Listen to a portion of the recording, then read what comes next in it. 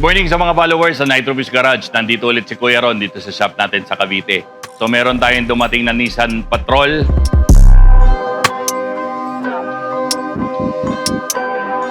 Itong Nissan Patrol na to, familiar na sa amin kasi kami yung gumawa ng snorkel nito dati. Nagpagawa siya ng customized snorkel. Ngayon, exhaust naman.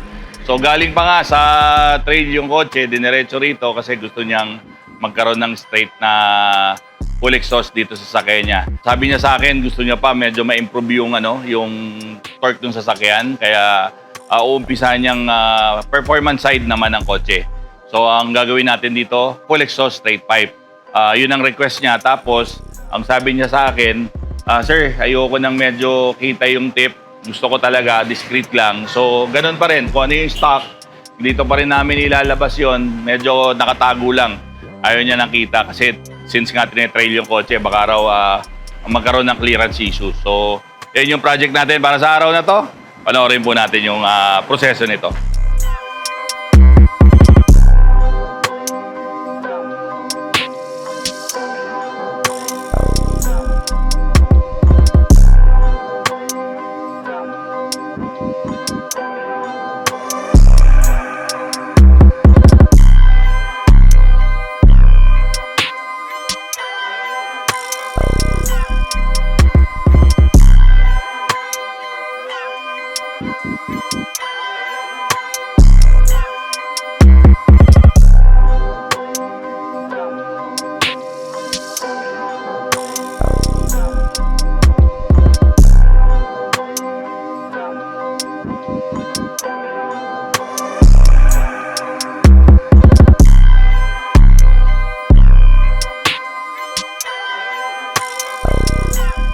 Okay, natapos na natin tong Nissan Patrol na ginawa natin ng full exhaust, straight pipe, tapos discreet lang tong pinaka-tip niya.